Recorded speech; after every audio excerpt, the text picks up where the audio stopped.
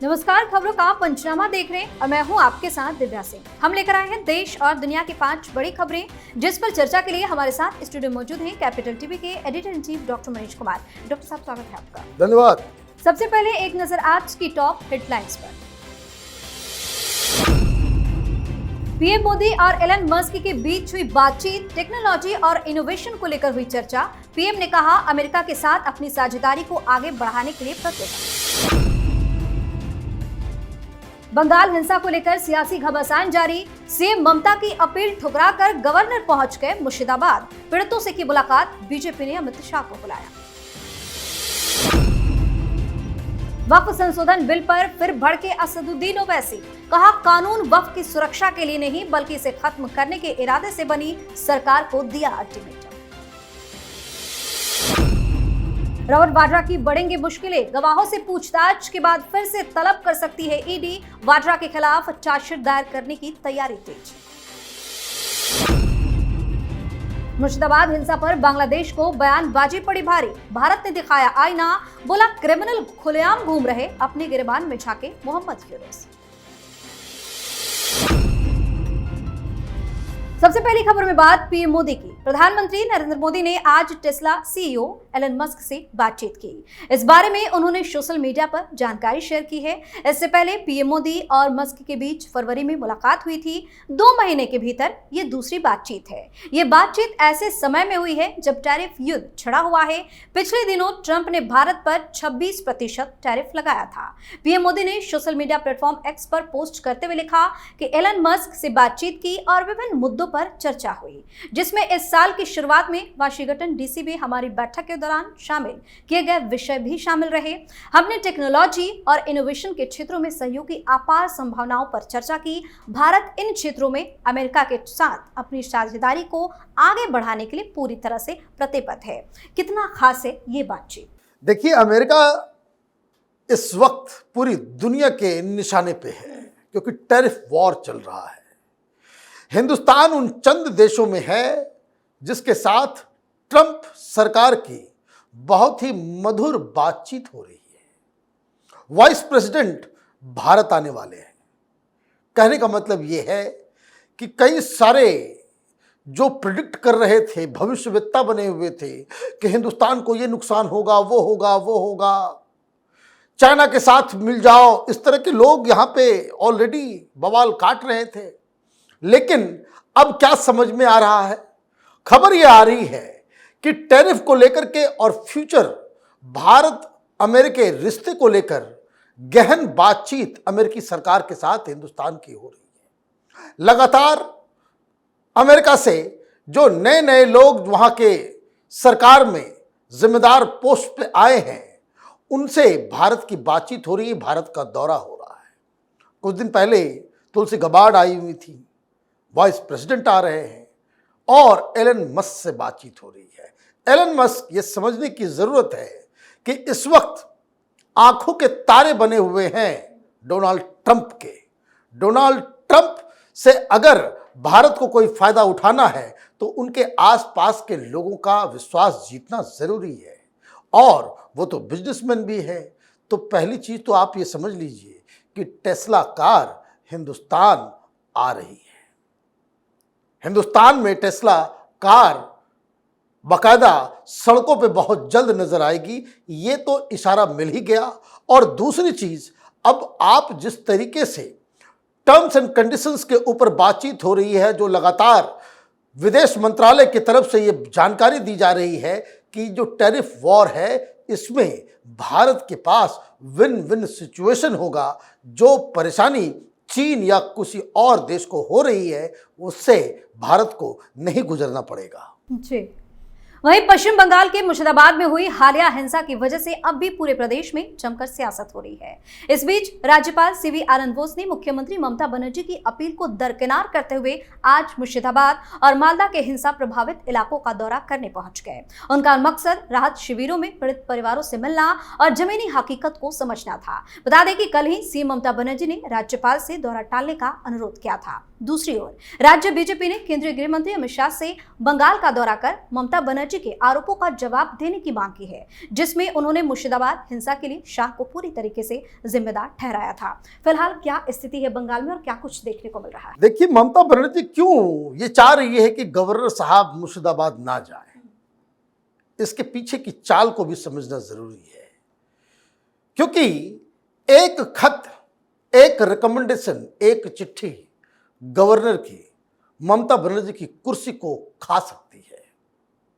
क्योंकि गवर्नर के पास ये अधिकार होता है कि अगर इस तरह की स्थिति उत्पन्न होती है और वो इस बात के लिए पूरी तरीके से कंफर्म हो जाते हैं कि राज्य के अंदर कानून के हिसाब से शासन प्रशासन नहीं चल रहा है और इसकी वो एक रिपोर्ट राष्ट्रपति को, मतलब केंद्र सरकार को अगर वो दे देते हैं कि यहाँ पे लॉ एंड ऑर्डर क्रम्बल कर चुका है, संविधान के मुताबिक यहाँ पे शासन प्रशासन नहीं चल रहा है, आर्टिकल 356 की वो मतलब राष्ट्रपति शासन की वो मांग कर सकते हैं। यही एक वैधानिक तरीका है कि जो किसी भी राज्य में जहां राष्ट्रपति शासन लगता है वो गवर्नर के रिकमेंडेशन पे होता है और रिकमेंडेशन के लिए उनको जमीनी हकीकत जानना जरूरी है। और जैसे ही उन्होंने कहा कि वो वहां जाएंगे तो जाने के बाद तो फिर तो वो कुछ न कुछ कहेंगे, कुछ न कुछ रिपोर्ट तैयार करेंगे, कुछ न कुछ लिख करके भेजेंगे। ममता बनर्जी यही चाह रही थी कि गवर्नर उधर ना जाए, लेकिन जिस तरीके से भारतीय जनता पार्टी की तरफ से मांग हो रही है कि राष्ट्रपति शासन लगाया जाए, तो उसके लिए एक ग्राउंड तैयार हो रहा है। ममता बनर्जी की असल परेशानी मुर्शिदाबाद के हिंदू नहीं, वहां की हिंसा नहीं, बल्कि उनकी कुर्सी पे जो खतरा मंडरा रहा है, यही उनकी सबसे असल चिंता है। जी, इस खबर में बात ओवैसी के बौखलाहट की। एआईएमआईएम सांसद असदुद्दीन ओवैसी ने वक्फ एक्ट को लेकर फिर से बयान दिया है। उन्होंने कहा कि हमारी पार्टी और all India Muslim personal law board का मानना है कि यह एक काला कानून है जो संविधान के मौलिक अधिकारों का उल्लंघन करता है। ओवैसी ने आरोप लगाया कि इस कानून की कई धाराएं वक्फ संस्थाओं को कमजोर करने वाली है। ये कानून वक्फ की सुरक्षा के लिए नहीं बल्कि इसे खत्म करने के इरादे से बनाया गया है। अंत में ओवैसी ने स्पष्ट किया कि हम इस कानून के खिलाफ अपनी कानूनी लड़ाई और विरोध जारी रखेंगे और एआईएमपीएलबी के विरोध का पूरा समर्थन भी करेंगे। ये किस तरीके की बातें कर रहे हो ओवैसी? देखिए, आज ओवैसी और मुस्लिम पर्सनल लॉ बोर्ड की तरफ से बयान जो आए हैं उससे एक बात क्लियर हो गई कि सुप्रीम कोर्ट से उन्हें कोई राहत नहीं मिली। राहत मिल गई होती तो इस तरह के बयान नहीं आते। मुस्लिम पर्सनल लॉ बोर्ड ये नहीं कहता कि हमारी सड़कों पे जो उद्दंडता है, ये जो आक्रोश है, ये जो धरना प्रदर्शन है, ये जो हिंसा है, वो जारी रहेगी। अगर आपको रिलीफ, जो बाकी पत्रकार लोग जो नाच रहे थे, सरकार को झटका, सरकार को झटका, अगर सरकार को झटका लग गया होता तब तो आज ये खुशी मना रहे होते। चेहरे उतरे हुए इनके। क्यों? क्योंकि सुप्रीम कोर्ट ने साफ कह दिया कि इस कानून के ऊपर हम कोई स्टे नहीं लगाएंगे। अपने वक्तव्य में चीफ जस्टिस ने यह भी कह दिया कि इस कानून में बहुत सारी अच्छी चीजें हैं। 15 पॉइंट लेकर के ये लोग गए थे, वो सारे खारिज हो गए। 2 पॉइंट के ऊपर अभी 1 सप्ताह के बाद चर्चा होगी। मतलब 15 में से 13 को हरी झंडी मिल गई, 2 मामला लटका हुआ है, इसलिए इनका चेहरा उतरा हुआ है और इसलिए अब ये धमकी दे रहे हैं कि हम धरना प्रदर्शन करेंगे। जिस तरीके से साहबानो केस में हमने सरकार को झुका दिया था, वैसी ही स्थिति पैदा करेंगे। लेकिन ये भूल जाते हैं कि साहबानो केस के दौरान राजीव गांधी मुख्यमंत्री थे, प्रधानमंत्री थे और इस वक्त प्रधानमंत्री नरेंद्र मोदी हैं और गृह मंत्री अमित शाह हैं, जो किसी भी कीमत पे इस मसले पे झुकने वाले नहीं हैं। जी, और अब बात रॉबर्ट वाड्रा की। कांग्रेस सांसद प्रियंका गांधी के पति और कारोबारी रॉबर्ट वाड्रा की मुश्किलें कम होने का नाम नहीं ले रही हैं। मनी लॉन्ड्रिंग मामले में रॉबर्ट वाड्रा से लगातार 3 दिन तक ईडी ने पूछताछ की, मगर पूछताछ का यह सिलसिला अभी पूरी तरीके से खत्म नहीं हुआ है। बताया जा रहा है कि शिकोहपुर जमीन मामले में ईडी अब अन्य गवाहों से भी पूछताछ करेगी। गवाहों से पूछताछ में सामने आने वाले तथ्यों की जांच के लिए ईडी एक बार फिर वाड्रा को तलब कर सकती है। वहीं ईडी कम से कम 3 मनी लॉन्ड्रिंग मामलों में चार्जशीट दाखिल करने की तैयारी में है। जल्द ही आरोप पत्र दायर किए जाने की उम्मीद भी जताई जा रही है। कितनी मुश्किलें बढ़ने वाली हैं वाड्रा की। इनके ऊपर अब गिरफ्तारी की तलवार लटक रही है। ये बिल्कुल साफ साफ नजर आ रहा है। नए रेवोल्यूशंस हो रहे हैं, नए खुलासे हो रहे हैं। और खुलासा जो कहानी तो आपको हम लोगों ने बता ही दिया है कि किस तरीके से 1 लाख रुपए पूंजी के साथ एक स्काईलाइट हॉस्पिटैलिटीज प्राइवेट लिमिटेड कंपनी ये खोलते हैं और कुछ ही दिनों में ये 7.5 करोड़ रुपए में एक जमीन का टुकड़ा लेते हैं और उसके यूज को हुडा सरकार बदल देती है और उसे एक प्राइवेट बिल्डर को आप बेच देते हो और मुनाफा ये 7.5 करोड़ की जमीन वो हो जाती है 58 करोड़ की। तो ये तो आपने लैंड यूज को चेंज करके सरकार के साथ मिलकर घपला किया ही। लेकिन अब जो नए खुलासे ईडी को तथ्य का पता चला है कि ये जो सेल डीड्स हुए, जो खरीद बिक्री हुई, इसमें वाड्रा साहब ने तो पेमेंट किया ही नहीं था। जो स्टैंप ड्यूटी था वो भी आपने पेमेंट कुछ हुआ नहीं और कागज पे नाम लिखा गया।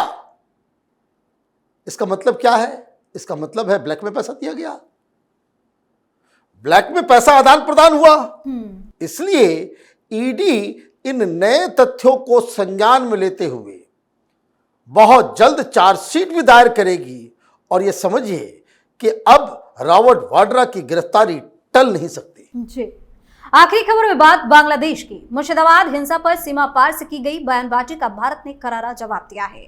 भारत ने बांग्लादेश के बयान को सिरे से खारिज करते हुए कहा कि पश्चिम बंगाल के स्थिति का ढाका के हालात से तुलना करना कपटपूर्ण और लोगों को भ्रम में डालने वाला प्रयास है। भारत ने मोहम्मद यूनुस को उनकी जिम्मेदारियों की भी याद दिलाई है। साथ ही कहा कि पड़ोसी देश को अपने आंतरिक हालात और अल्पसंख्यकों की सुरक्षा के बारे में सोचना चाहिए, जहां क्रिमिनल अभी खुलेआम घूम रहे हैं। बता दें कि मुर्शिदाबाद में हुई हिंसा पर बांग्लादेश ने कहा था कि भारत और पश्चिम बंगाल सरकार को मुस्लिमों के हितों की रक्षा के लिए कदम उठाने चाहिए। क्या जरूरत थी बांग्लादेश को बयानबाजी? देखिए, जरूरत इसलिए पड़ रही है कि उस बूढ़े आदमी की जो साख है, उसका इकबाल है, जो उसकी लेजिटिमेसी है, बांग्लादेश के अंदर खत्म हो गई। वो कुछ कर नहीं पा रहा और पाकिस्तान से इसने ट्रेनिंग ले ली कि अपनी सरकार बचानी है, अपना इकबाल बचाना है, तो वहां मुसलमानों को भड़काओ, हिंदू हिंदू करके, मोदी मोदी करके, इंडिया इंडिया का नाम लेकर के। और क्या आपने बकवास कर दिया? आप कह रहे हो कि मुसलमानों के हितों की रक्षा करने के लिए कदम उठाने चाहिए। अरे हजारों हजार की भीड़ में ये मुसलमान कत्लेआम कर रहे थे, लूट मचा रहे थे। वो एग्रेसर है, तो एग्रेसर को ही प्रोटेक्ट करने की बात कर रहे हो। ये डॉक्टर यूनुस जो है, ये नंबर 1 का जिहादी बन गया है। ये खुद आतंकवाद को जो है पालने पोसने वाला शख्स बन गया है। और ये भी शर्म नहीं आती इनको कि अखबार नहीं पढ़ते, क्या फिर उनके पास इंफॉर्मेशन। अरे पश्चिम बंगाल की घटना है, यहां तो ममता बनर्जी की सरकार इन दंगाइयों के साथ तो खुल्लम खुल्ला खड़ी है। खुल्लम खुल्ला इमामों के साथ मिलके वहां हिंदुओं के ऊपर अत्याचार हो रहा है। अब और किस तरह का प्रोटेक्शन चाहिए? तो उसको तो मालूम है सारी हकीकत, लेकिन फिर भी अपनी कुर्सी बचाने के लिए, अपनी सरकार को बचाने के लिए, अपनी इमेज को बचाने के लिए ये हिंदुस्तान का एक बॉगी उठा रहा है कि ताकि लोगों का ध्यान उन चीज़ों पे ना जाए जिसकी वजह से बांग्लादेश की इकॉनमी गर्त में जा रही है। हिंदुस्तान को इस डॉक्टर यूनुस का इलाज यथाशीघ्र करना पड़ेगा। बहुत बहुत धन्यवाद सर तमाम जानकारी के लिए। धन्यवाद। खबरों का पंचनामा में आज के लिए इतना ही। देश और विदेश की बाकी खबरों और उनके सटीक एनालिसिस के लिए देखते रहिए कैपिटल टीवी। हमें लाइक कीजिए, शेयर कीजिए और हाँ, कैपिटल टीवी को सब्सक्राइब करना बिल्कुल ना भूलें। धन्यवाद।